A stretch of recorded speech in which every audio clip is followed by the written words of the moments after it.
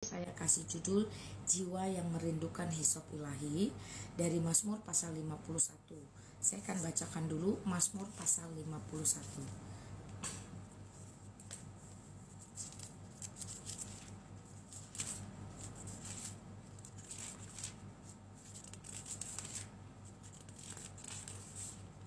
Kemarin itu harusnya saya menyampaikan tentang ibadah yang sejati ya, tapi karena saya tidak live ya nggak apa-apa. Mazmur pasal 51, pengakuan dosa, teman-teman ya. Untuk pemimpin biduan, Mazmur Daud, ketika Nabi Nathan datang kepadanya setelah ia menghampiri Batsheba. Kasihanilah aku ya Allah menurut kasih setiamu, hapuskanlah pelanggaranku menurut rahmatmu yang besar. Bersihkanlah aku seluruhnya dari kesalahanku, dan dari dosaku tahirkanlah aku. Sebab aku sadar akan pelanggaranku, aku senantiasa bergumul dengan dosaku. Terhadap engkau sajalah aku berdosa, dan melakukan apa yang kau anggap jahat. Maka engkau benar dalam keputusanmu, bersih dalam penghakimanmu. Sesungguhnya dalam kesalahan aku dilahirkan, dan dalam dosa aku dikandung ibuku. Sesungguhnya engkau berkenan akan ketulusan hati, dan dengan diam-diam engkau memberitahukan hikmat kepadaku. Bersihkanlah aku dari dosaku dengan hisop, maka aku menjadi tahir. Basuhlah aku, maka aku menjadi lebih putih daripada salju. Biarlah aku mendengar kegembiraan dan sukacita. Biarlah tulang-tulang yang telah kau remukan bersorak-sorai kembali. Sembunyikanlah wajahmu terhadap dosaku. Hapuskanlah segala kesalahanku. Ciptakanlah hati yang murni padaku ya Allah, dan perbaruilah batinku dengan roh yang teguh. Janganlah membuang aku dari hadapanmu, dan janganlah membuang rohmu yang kudus dariku. Kembalikanlah kepadaku kegembiraan karena karya keselamatanmu, dan topanglah aku dengan roh yang teguh. Maka aku akan mengajarkan jalanmu kepada orang-orang yang melakukan pelanggaran, supaya orang-orang berdosa berbalik kepadamu. Ayat ke-16, lepaskanlah aku dari utang darah, ya Allah, Allah keselamatanku. Maka lidahku akan bersorak-sorai memberitakan keadilanmu. Ya Tuhan, bukalah bibirku, supaya mulutku memberitakan puji-pujian kepadamu. Sebab engkau tidak berkenan kepada kurban sembelihan. Sekiranya ku persembahkan kurban bakaran, engkau tidak menyukainya. Kurban sembelihan kepada Allah ialah jiwa yang hancur, hati yang remuk redam dan penuh penyesalan. Tidak akan kau pandang hina ya Allah. Tunjukkanlah kebaikan kepada Sion menurut kerelaanmu. Bangunkanlah tembok-tembok Yerusalem. Maka engkau akan berkenan kepada korban yang layak, korban bakaran dan korban terbakar seluruhnya. Lembu jantan akan dikorbankan di atas mezbahmu. Amin, teman-teman ya. Nah, ini tentang pengakuan dosa. Kita ingat ya, Daud itu memang dosanya luar biasa, ya toh. Tetapi dia memiliki satu kerendahan hati. Dia mengaku memang dasar dari pertobatan itu adalah pengakuan. Ya, you kalau nggak berani ngaku, masih berusaha menutup-nutupi lari dari kenyataan atau berdalih atau pembenaran, artinya you nggak punya pertobatan. Kalau you punya pertobatan, you pasti memiliki satu keberanian. Saya kasih contoh ya. Teman-teman pasti tahu film yang terkenal Bohemian Rhapsody ya. Itu pemainnya itu kan sebenarnya film itu diangkat dari judul lagu band yang legendaris ya, itu Queen. Nah, teman-teman pasti tahu band ini, siapa yang nggak tahu ya. Lagu We Are The Champion ya, termasuk Bohemian Rhapsody ini. Nah, film ini dibuat untuk seorang penderita HIV AIDS, teman-teman ya. Tadinya si vokalisnya ini si Freddie ya, namanya Freddie Mercury ini, dia ini adalah seorang yang homoseksual gay. Tetapi dia menutupi perilakunya itu dengan menikahi seorang perempuan. Namun biar bagaimanapun dia menutup-nutupi demi karirnya, demi popularitasnya, demi komersilnya, demi uangnya, ketenarannya, itu tidak bertahan lama. Sampai pada akhirnya istrinya meminta untuk bercerai. Lalu karena dia tidak memiliki pasangan perempuan, maka dia menghabiskan seluruh waktunya dengan pergaulan liar, yaitu menjadi seorang gay atau homoseksual. Ini terjadi. Nah, waktu itu teman-teman, penyakit AIDS itu tidak dikenal, belum dipahami, masih tersembunyi, terselubung. Sampai kemudian ya, rumor itu beredar, si Freddie Mercury ini mencoba memeriksakan diri dan dia divonis positif HIV AIDS, teman-teman ya. Dia begitu kaget, dia begitu terpuruk, dia begitu menyesal. Nah, kita lihat bentuk penyesalannya itu seperti apa. Ya, sebelum dia menderita HIV AIDS, dia begitu arogan dan sombong ya. Memang dia sombong karena suaranya itu benar-benar nggak bisa ngomong ya, teman-teman ya. Dengerin deh lagunya. Nah, lalu apa yang dilakukan dia? Dia tahu dia itu akan mati. Karena penyakit ini sudah disampaikan oleh dokternya akan menggerogoti imun tubuhnya lambat laun, dan waktu itu belum ada obat. Maka dia pasrah. Sebelum kepasrahan itu terjadi berujung pada maut, si Freddie ini memiliki kesadaran penuh bahwa yang bisa menopang dia itu yang pertama adalah keluarga ya. Yang bisa memberi dia support itu kedua adalah grup bandnya ya. Yang tadinya dia agak renggang, akhirnya dia memberanikan diri. Yang dia cari itu mamanya, papanya. Terus dia sampaikan bahwa dia mengidap HIV AIDS ya. Itu pengakuan dia pertama kepada keluarga. Lalu itu mendorong dia juga ya mengaku kepada grup bandnya. Kita tahu personil grup bandnya itu nggak banyak, teman-teman ya. Lalu dia mengaku di situ. Dengan pengakuannya ini, teman-temannya tentu shock, tentu terkejut ya. Tapi mereka bisa menerima. Nah, kita belajar dari Freddie Mercury bahwa pertobatan itu harus dimulai dengan pengakuan. Bukan cuma pengakuan kita di hadapan Tuhan, tidak. Terutama pengakuan kepada orang-orang yang sudah kita tipu, yang sudah kita manfaatkan ya, yang sudah kita kerjain ya. Kita harus mengaku. Dari situ kita belajar melihat, nah, apa yang dituai dari pengakuan Freddie kepada keluarga. Keluarga menerima loh. Keluarga menerima, keluarga mendoakan ya, karena memang ring satu itu berpengaruh ya. Jadi jangan kita menutup-nutupi dengan keluarga kita, sampai-sampai harus orang lain yang memberitahu keluarga kita, tidak boleh seperti itu. Nah, grupnya, bandnya juga, personil bandnya juga demikian, teman-temannya. Mereka sangat welcome, tidak menghakimi, bahkan mereka itu merangkul dia. Nah, kondisi seperti ini membuat si Freddie Mercury itu paham di ujung kematiannya, pada saat dia diterima, maka dia wajib ya memberikan karya terbaik untuk bisa menjadi manfaat bagi orang banyak. Maka disitulah tercipta lagu Bohemian Rhapsody dan seterusnya. Dia begitu maksimal ya, begitu optimal di detik-detik waktu akhirnya, sampai kemudian dia meninggal dunia. Nah, teman-teman, dari Freddie kita mendapat dua hal. Pertama, pertobatan harus dimulai dengan pengakuan. Pengakuan bukan hanya kepada pribadi di hadapan Tuhan, tapi kepada orang lain yang kita tipu, yang kita manfaatkan, kita peralat hanya karena kita untuk menutup-nutupi kejahatan kita, penyakit kita. Karena apa yang didapat oleh Freddie Mercury itu berangkat dari kejahatan dia ya, kejahatan dia yang melakukan praktikal hidup yang tidak layak, tidak normal di hadapan Allah. Itu penting. Dan yang kedua, dengan pengakuan dia bisa diterima oleh masyarakat. Penerimaan masyarakat membuat dia itu akhirnya bisa berkarya secara maksimal. Nah, karya-karyanya tidak bisa dipungkiri, teman-teman ya. Karya-karyanya tidak bisa dipungkiri sampai hari ini, sungguh melegendaris. Nah, kemudian dari kasus ini juga akhirnya mulai orang konsen kepada penyakit ini, sampai harus berdiri yayasan. Semua royaltinya Freddie itu dari band Queen itu, terutama yang untuk jatahnya Freddie, itu dialokasikan kepada seluruh yayasan AIDS yang didirikan oleh Freddie Mercury ya. Khususnya itu untuk anak-anak di bawah umur. Jangan salah, anak-anak di bawah umur juga bisa terpapar karena ibu yang hamil, kemudian dia harus melahirkan anak terpapar. Karena memang itu seperti natur dosa yang diwariskan oleh Adam kepada kita. Jadi kita suka atau tidak suka, kita tidak bisa tolak, teman-teman ya. Itu udah menjadi natur yang diwariskan. Demikian juga. Nah, atau dari banyak hal ya, teman-teman. Kita bersyukur berdua hal ini sebenarnya mendorong kita untuk lebih peduli kepada orang-orang yang mengidap penyakit ini. Artinya peduli apa? Kita jangan tutup-tutupi, jangan bantu dia menutupi. Justru kita bantu dia untuk membuka diri, apalagi kalau mengaku anak Tuhan, untuk dia boleh sungguh-sungguh bertobat ya, memberikan pengakuan kepada publik, untuk kemudian dia bisa pertama. Kalau kita mendoakan dia, maka doa kita akan tepat sasaran, tepat guna. Jadi kita tidak mendoa sesuatu yang abu-abu ya.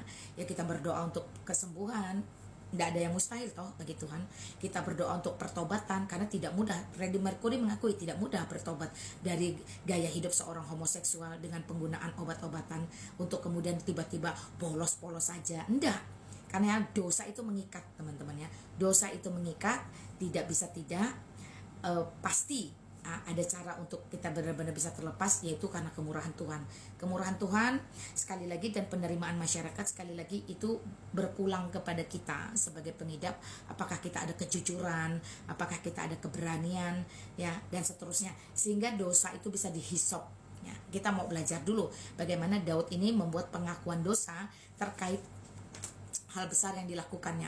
Hal besar loh itu ya teman-teman, merencanakan kematian suami orang untuk kemudian meniduri istrinya. Itu benar-benar mendukakan Tuhan, sama seperti para pemburit.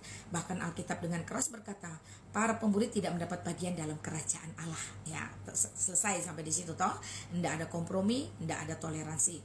Jadi kita mau belajar bagaimana jiwa yang merindukan hisop ilahi. Nah, kita lihat bagaimana Daud ini di dalam Mazmur pasal 51 ya, sesuai dengan bagian pembukanya saja yang diubah oleh Daud, jelas ya, setelah Nabi Nathan itu menyingkapkan dosa seksualnya. Sekali lagi, dosa seksual.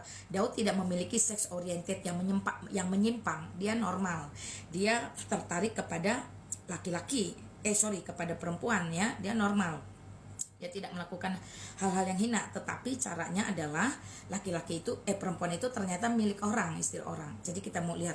Yang menarik itu Daud mengaitkan dosa ini dengan seluruh keberdosaan dirinya sejak ia masih ada dalam kandungan. Jadi Daud memiliki satu pengakuan yang serius bahwa sejak kita di dalam kandungan, sejak dia di dalam kandungan, ia sudah dikandung dalam dosa.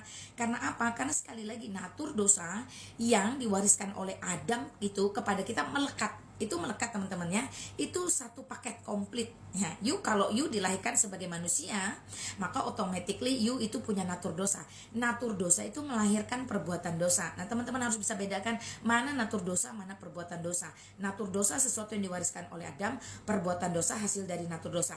Jadi Adam tidak mewariskan perbuatan dosa, karena perbuatan dosa dilakukan oleh masing-masing manusia tentu berbeda-beda. Ya toh, masa you nyolong, gue harus ikut nyolong supaya pukul rata? Enggak.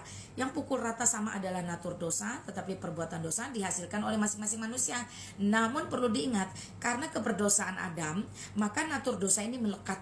Seperti orang yang mengidap HIV AIDS, kalau melahirkan bayi, automatically bayinya itu mengidap, teman-temannya. Itu tidak bisa, enggak. Itu sudah satu paket ya. Makanya hati-hati kalau kamu yang sekarang masih melakukan praktek homoseksual ya, sudah terpapar HIV AIDS positif, kamu masih melakukan hubungan seksual dengan orang yang tidak tahu, kamu tipu, kamu sengaja tutup-tutupi sehingga orang itu tertipu, maka kemudian dia hamil, lalu kemudian melahirkan anak-anak, betapa besar dosamu ya, teman-teman, hati-hati. Nah, saya lanjutkan bagaimana Daud ini. Jadi Daud itu mau mengatakan bahwa dosa yang telah ia lakukan itu membangkitkan kesadaran akan dampak dosa itu ya. Ya, jadi kita mau lihat Daud ini seseorang yang jiwa besar, dia rendah hati ya. Saya bersalah dalam hal dosa seksual, saya ngaku. Demikian harusnya para pengidap HIV/AIDS seperti Freddie Mercury, dia sadar dia berdosa dalam hal seksual, maka dia memiliki kesadaran untuk mengaku. Pengakuan itu penting teman-teman untuk bisa diterima pertobatannya, baik oleh Allah maupun oleh manusia. Nah, kesadaran ini justru membuat Daud itu akhirnya tersiksa ya. Ia akhirnya berduka sampai tulang-tulangnya itu terasa remuk ya. Di ayat 10 tadi saya sudah bacakan. Lah, mengapa ia begitu sedih? Wah, kita bersyukur, teman-teman bersyukur kalau teman-teman lakukan dosa terus rasanya sedih, bukan malah cuek bebek atau it's okay, mati rasa ya, ini bahaya, udah lakukan dosa terus dia mati rasa. Tapi kalau Daud setelah melakukan dosa, ia merasa sedih, begitu sedih karena ia takut Allah itu akan meninggalkan dia yang telah cemar. Ya, bisa jadi Freddie Mercury itu kan papanya itu Kristen ya, ortodok atau apa gitu, itu mereka mengerti firman. Nah, si Freddy mengerti juga akan firman, maka dia mengingat akan kesadarannya itu, dia memberikan pengakuan kepada keluarga untuk bisa mendoakan dia, mensupport dia. Ini penting teman-teman ya. Ring satu atau keluarga itu tetap, masa bodoh ibu kita Islam kah, bapak kita sudah pisah karena Kristen kah, terus apapun itu it's okay, yang penting ada pengakuan. Nah, jangan tutup-tutupi ya, itu dosa ditutup-tutupi, tidak bakal bisa seperti membungkus api dengan kertas kalau filosofi orang China ya, karena lambat laun api itu akan besar-besar dan membakar kertas itu. Nah, jadi ketakutan Daud itu adalah kalau Allah meninggalkan dia karena cemar, bahkan ia cemas kalau roh Allah itu tidak mengurapinya lagi. Nah, bagi Daud satu-satunya solusi dalam masalah dosa adalah kemurahan hati Allah. Kemurahan hati Allah hanya bisa didapat kalau ada pengakuan dosa. Pengakuan dosa hanya bisa dilakukan kalau ada keberanian dan kejujuran. Keberanian dan kejujuran pun hanya bisa dilakukan jikalau memiliki pimpinan Roh Kudus. Jadi kalau kamu memiliki dosa seksual sampai hari ini masih kamu sembunyikan, sudah dipastikan kamu tidak memiliki Roh Kudus. Saya yakin itu. Karena apa? Karena urut-urutan yang dilakukan oleh Daud itu jelas ya teman-teman.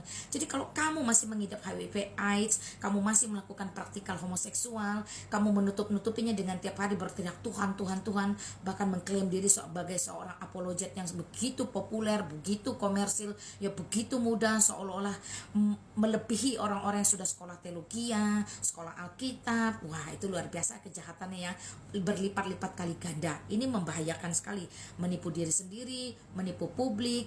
Padahal ya, Allah di dalam Galatia pasal 6 ayat 7 jelas berkata, jangan sesat pakai tanda seru, Allah tidak membiarkan dirinya dipermainkan. Apa yang ditabur orang itulah yang dituai. Kalau kamu menabur dunia homoseksual, pemakaian narkotika, wajar kamu menuai HIV AIDS. Allah tidak bisa dipermainkan, maka tanda itu melekat kepada dirimu. Nah, apakah pertobatanmu sejati atau tidak? Mari kita lihat melalui pengakuan seperti yang dilakukan Freddy dan yang dilakukan Daud ya teman-teman ya. Jadi Daud ini satu lagi menjadi tokoh ya. Jadi satu-satunya solusi itu bagi masalah dosa dalam hal hidup Daud adalah kemurahan Allah seperti yang tadi sampaikan. Tidak ada ritual agama dalam bentuk apapun yang bisa menghisap ya dosa tersebut.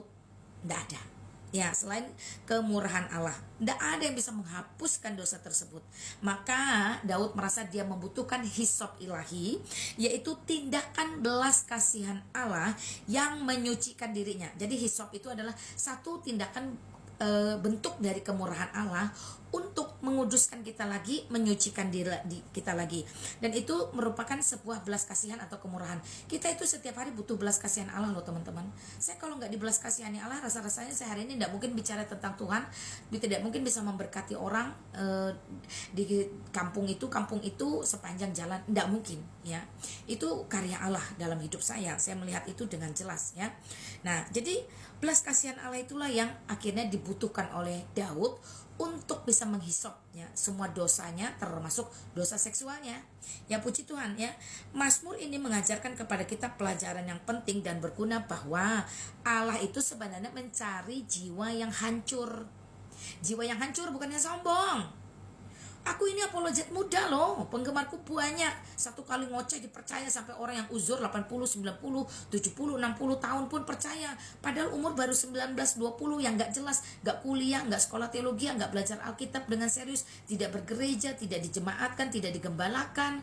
Ya, bahkan mempunyai keluarga yang broken home, ibu Islam, bapak Kristen, bapak kawin lagi, ibu kawin lagi, bahkan mungkin punya saudara di pondok pesantren, ndak digubris, ndak dicari. Wah, ini kacau balau ya. Jadi yang Tuhan butuhkan itu adalah hati yang remuk, hati yang hancur ya, dan penuh penyesalan karena dosa. Apa sih bentuk penyesalan? Pertobatan. Apa bukti pertobatan? Pengakuan. Apa bukti pengakuan? Ya ada keberanian, tidak menutup-nutupi di depan publik, seperti yang dilakukan Freddie Mercury. Apa problemnya? Apa masalahnya? Toh banyak kok orang yang melakukan homoseksual, banyak kok orang yang jadi pemburit, banyak kok orang yang mengidap HIV/AIDS akibat jadi pemburit akibat pakai obat-obatan terlarang.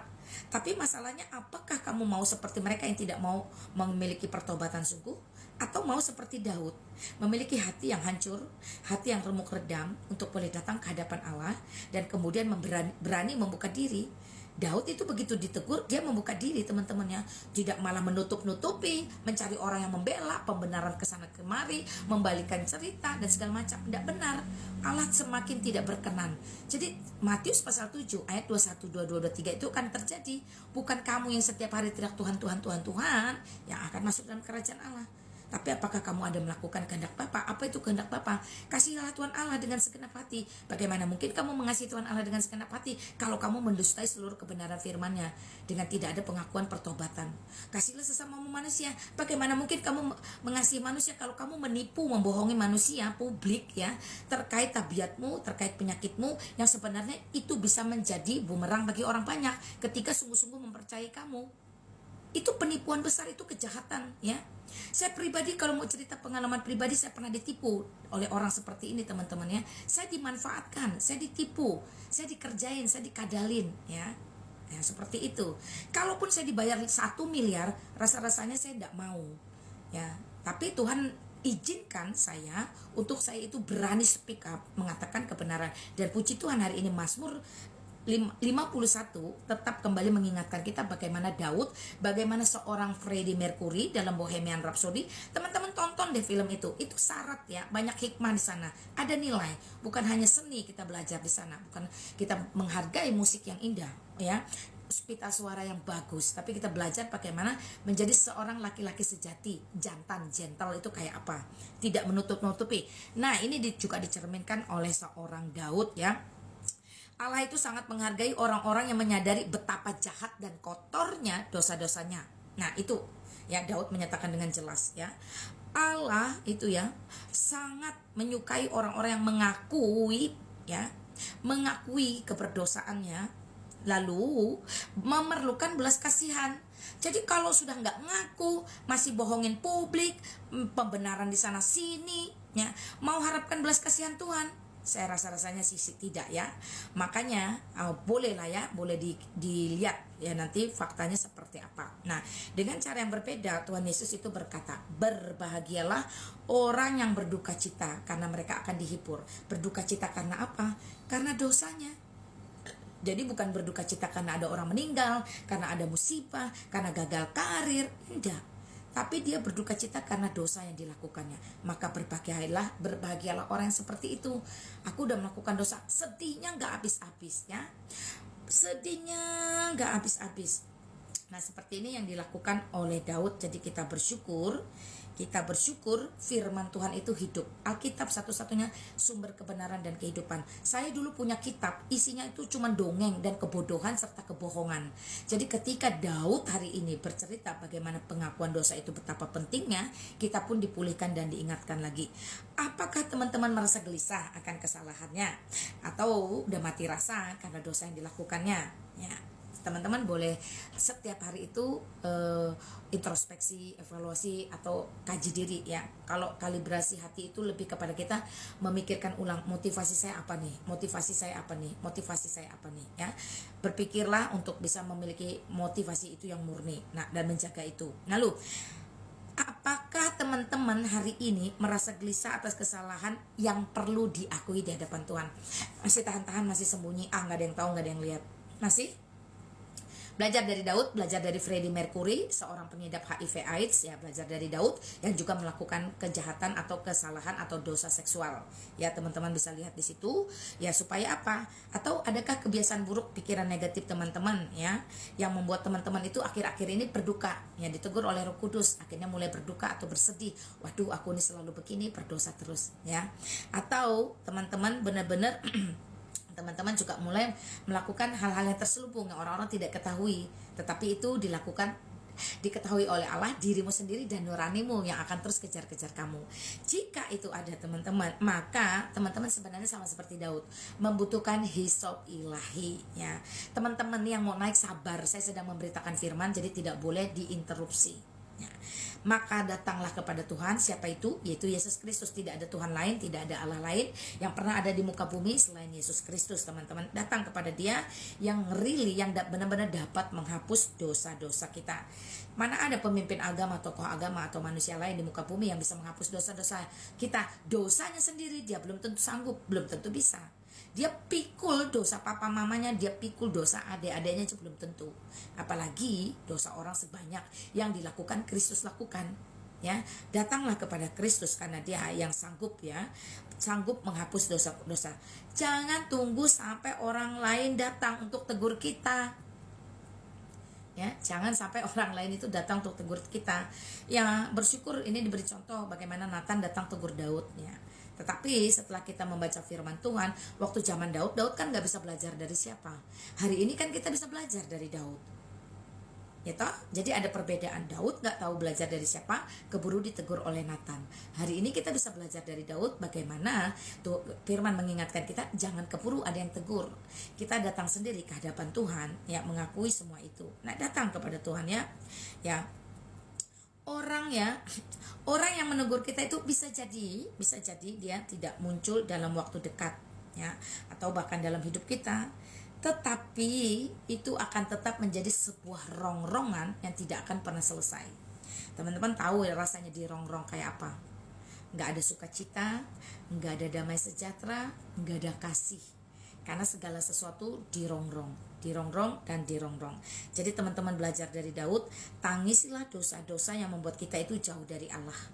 Ratapilah ketidaksadaran yang membuat kita itu tergiur. Memang enak kok homoseksual, emang enak kok free sex, semuanya itu enak, ya. Karena itu yang ditawarkan oleh iblis, gitu. Apa kamu pikir gampang keluar dari homoseksual? Enggak. Apalagi kalau sudah mulai menggunakan obat-obatan seperti Freddy. Enggak gampang, teman-teman, ya. Sekalipun dia sudah terpapar, sudah divonis, dia tetap melakukan. Karena apa? Karena ada satu dorongan dosa dalam dirinya yang merongrong dia menjadi satu kebutuhan. Demikian, itu pun terjadi sampai hari ini. Itu kerusakan, ya, kerusakan total, teman-teman, ya.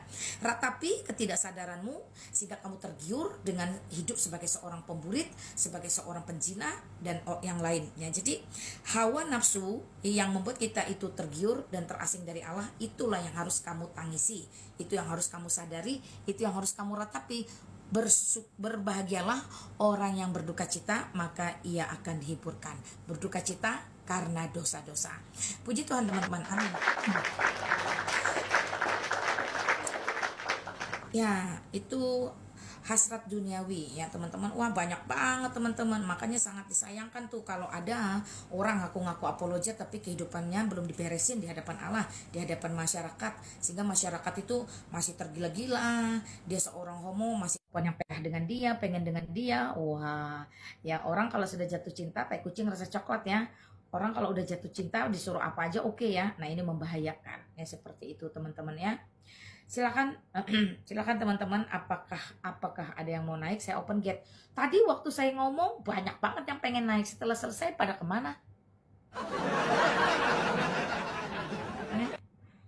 Thank you teman-teman yang tap layar, yang share live, ya. Saya bersyukur untuk semua support kalian, dorongan kalian, dukungan kalian, karena ini sangat ya membuat saya itu terharu untuk setiap hari memberikan kebenaran firman Tuhan. Jadi tidak ada alasan, tidak ada alasan cuan, tidak ada alasan keuntungan, tidak.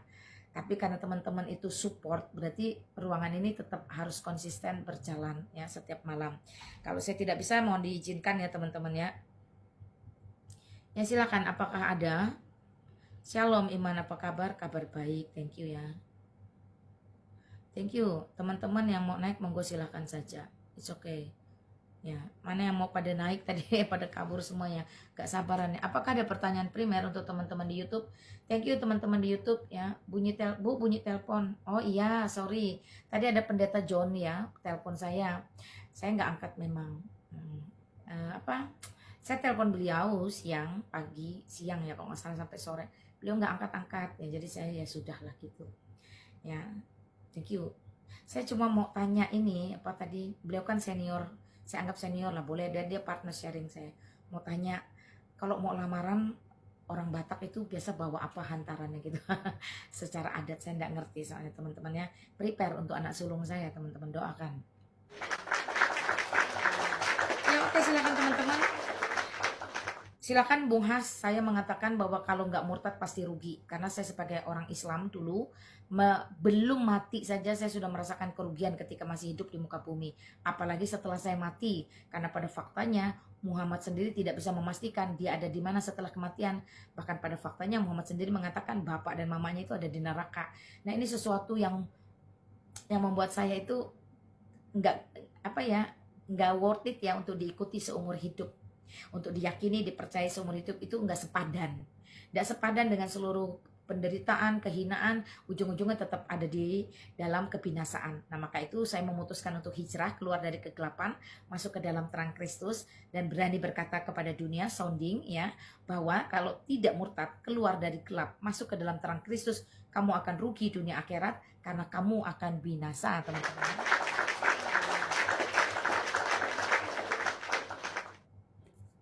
Shalom, apa sih bacanya? Sedikit ulasan tentang apa sih?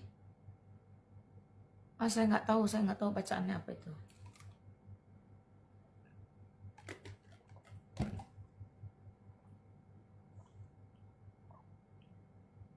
Ya silakan teman-teman, silakan.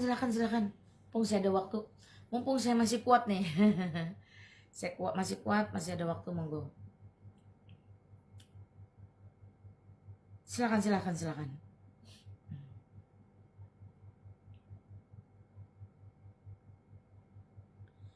Thank you teman-teman ya untuk share-sharenya juga. Saya juga mau share nih. Kemarin kan ada seorang ustadz ya, dia termasuk aktif di MUI Jawa Barat Bandung. Saya undang naik ke ruangannya Edis, tapi mungkin Edis yang nggak perhatikan atau gimana, saya nggak paham. Saya tunggu di atas nggak naik-naik ya. Ya, saya coba share ke beliau, barangkali beliau mau di ruangan saya. Ada beberapa hal yang pengen saya tanyakan. Nah, semoga beliau bisa menjawabnya.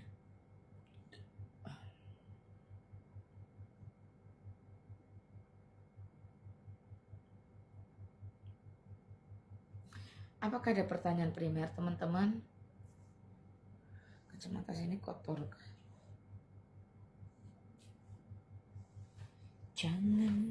Jangan lelah. Lelah juga loh. Mana lagi tisu ini?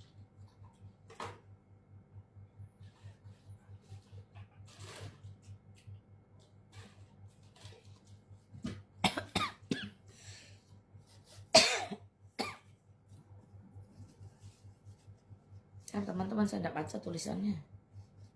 Udah minus, mak, ini minusnya. Minus banyak. Apa sih, tulis apa sih? Melkisedek, ayo Melkisedek terus. Ibrani 10, 26, 27, jika kita sengaja berbuat dosa, seolah memperoleh pengetahuan tentang kebenaran, maka tidak ada lagi korban. Ya betul itu ya, itu penghujatan kepada Roh Kudus. Salah satunya teman-temannya ada dicatat di dalam Ibrani 10, betul. Cinta kasih, cinta sayang, cinta yang dihargai untuk kebaikan. Ya oke, thank you. Apakah ibu pernah baca atau dengar tentang Melkisedek? Ya bagaimana orang Kristen tidak pernah dengar, tidak pernah baca Melkisedek tuh bagaimana? Itu saja pernah ya, tapi saya juga sudah sering, makanya saya akan tanya kamu balik, apakah kamu tidak pernah mendengar? Kalau tidak pernah mendengar, di ruangan saya cari, mungkin seminggu yang lalu itu sudah dibahas tentang Melkisedek ya teman-teman ya. Oke teman-teman, silakan.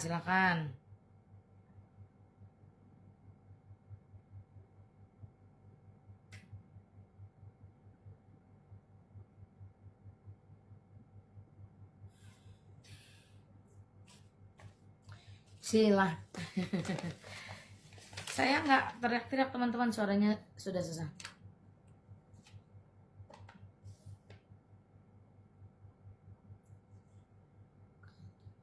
Tunjukkan jalanmu, oh Tuhanku.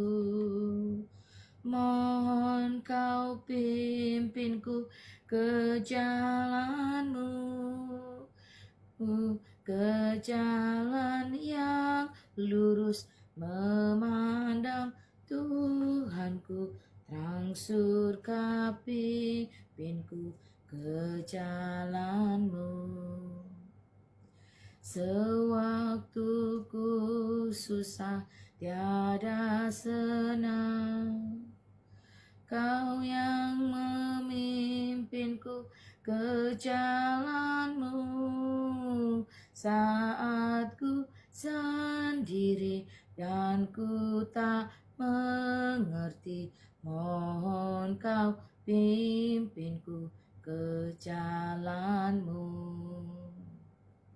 Saat awan gelap ku takutlah, Mohon kau pimpinku ke jalan-Mu, cerah atau hujan, jalan tak menentu. Mohon kau pimpinku ke jalan-Mu.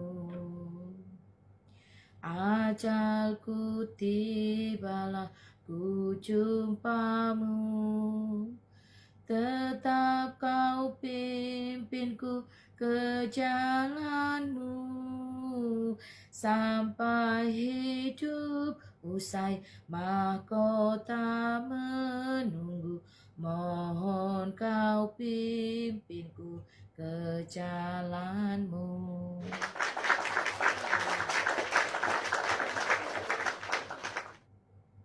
Tentang proses naik, kamu tanya pendetamu lah, ya. Tanya ke pendetamu aja, Martohonan Simbolon, ya. Teman-teman ini bergereja enggak? Teman-teman kalau bergereja punya pendeta kan? Kalau yang nggak tahu tuh tanya pendetanya lah. Kalau pendetanya sibuk, teman-teman belajar tulis surat lah. Tulis pertanyaan, bukan tulis surat. Pak, saya ini jemaat ini, ibadahnya yang mana? Ini nomor telepon saya, Bapak tolong jawab kalau ada waktu, pertanyaannya ×2. Ya, begitulah. Saya juga dulu begitulah. Kalau saya nggak sempat, makanya kalau ada seminar, ada sesi tanya jawab, ya tanya jawab lah. Ya kalau nggak sempat tanya, dengar perhatikan pertanyaan orang, nanti kita dapat jawaban dari situ, sama aja.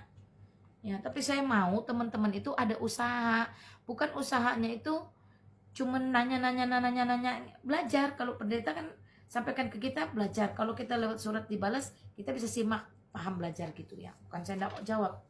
Prosesnya lagi yang ditanya. Proses naik, ya naik aja ke surga. Emang proses naik ke surga mesti gimana? Mesti beli tiket, lapor dulu, ada check-innya gitu. Ada saja. Nah, suaranya tidak menggelegar teman-teman. Ya, karena suara saya tidak bisa menggelegar. Sudah habis. Apakah ada pertanyaan primer teman-teman? Thank you Bang Ido. Thank you Bang Ido. Yalin shalom.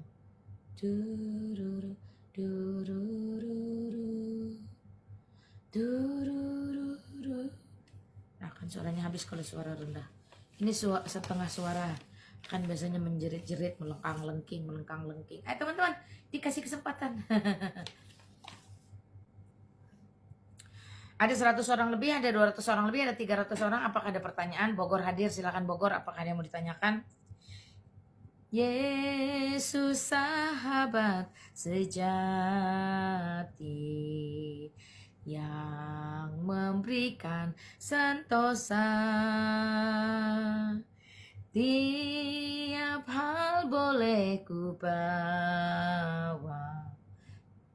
Sebentar teman-teman, TikTok ini sekarang kenapa ya? Bentar-bentar dia minta verifikasi, robot kali ya.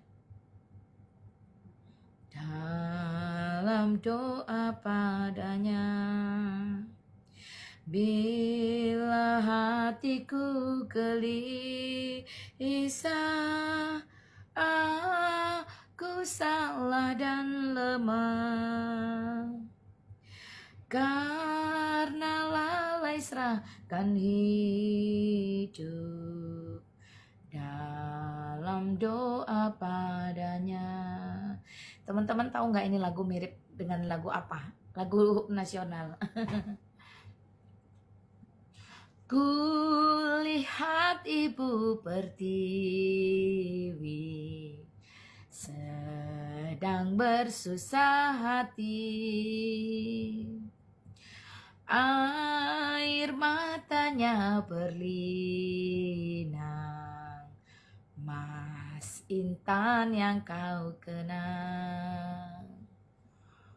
Gunung, hutan, sawah, lautan, tinggallah kini Ibu sedang larang, merintih dan berdoa. Betul ya? Puji Tuhan teman-teman. Oke, kalau tidak ada pertanyaan teman-teman, saya akan close room cepet. Saya mungkin akan pindahkan ke ruangannya Edis TV. Saya nggak tahu dia live atau enggak nih.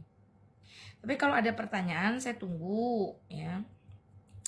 Jika oleh pencobaan kacau balau hidupmu,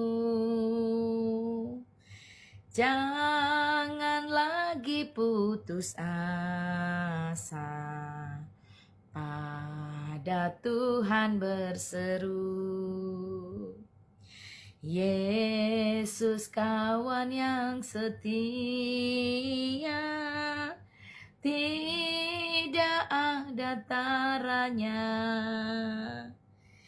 Ia tahu kelemahanmu, naikkan doa padanya. Yang terakhir, adakah hatimu susah, berbeban serta lelah? Yesuslah pelindung kita, naikkan doa padanya. Walau handai tak setia, Yesus kawan yang bakar. Ia mau menghibur kita, naikkan doa padanya. Amin teman-teman ya, amin, amin.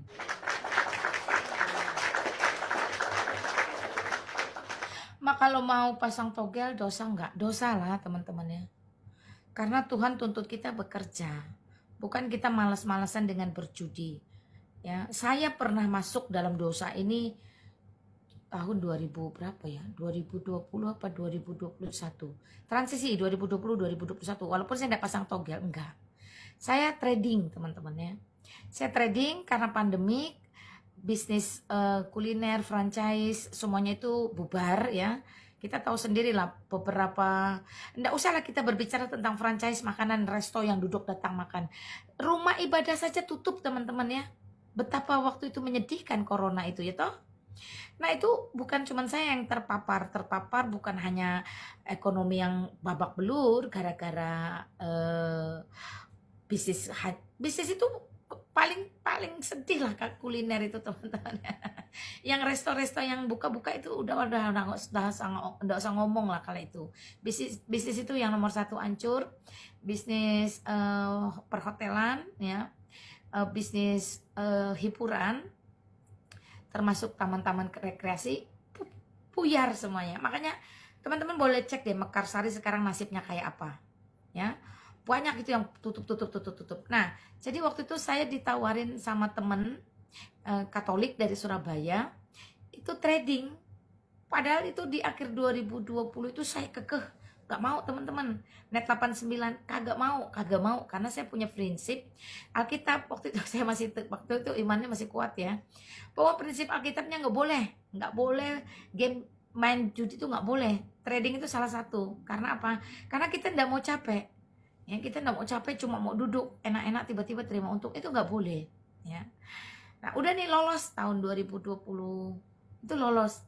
Entah kenapa di 2021 ketika saya selesai terpapar HIV, saya bukan HIV, sorry ya teman-teman. Ketika saya terpapar COVID, mau sebut COVID, saya terpapar COVID, itu kan saya hampir lewat juga ya. Itu semua bisnis apa sih namanya, catering saya dan dunia UMKM saya sambal itu bubar juga, gak kepegang, gak kurus. Saya isoman itu 3 bulanan ya, satu keluarga sama anak-anak saya semuanya. Anak saya laki-laki 1 yang masih kuliah, sama Meme masih SMA ya waktu itu. Kami terpapar, mau nggak mau isoman ya. Nah hancur. Jadi di akhir 2021 itu saya tergoda akhirnya. Begitu saya sembuh, saya lihat bisnis saya udah pada berantakan, mau mulai lagi itu susah. Jadi bisnis kuliner itu teman-teman ya, termasuk UMKM ya, untuk kuliner sekali lagi itu kalau sudah break Itu sama kayak mobil lagi dorong di tanjakan itu, kok kalau lagi jalan bagus tuh teman-teman, sampai top, sampai puncak. Tapi kalau udah terjadi break sedikit, itu sama kayak dia mobilnya itu pelan-pelan melorot. Teman-teman kebayangkan kalau mobil itu melorot, itu ditahan kagak bisa, yang ada juga kita ikut turun melorot. Nah itu analogi saya waktu bisnis kuliner kala itu ya. Jadi benar-benar hopeless lah ya.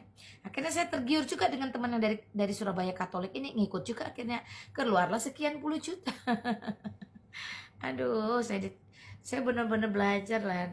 Kalau Tuhan bilang nggak boleh tuh emang nggak boleh teman-teman ya. Itu cuma 3 bulan. Habis itu menguap semuanya. Sama pemerintah dibukukan semua. Lalu sidang lah, mulai sibuk sidang nih sepanjang 21, 22 sibuk sidang. Menang sih menang. Tapi di sudah 2024 itu nggak ada pencairan dari kejaksaan sampai sekarang.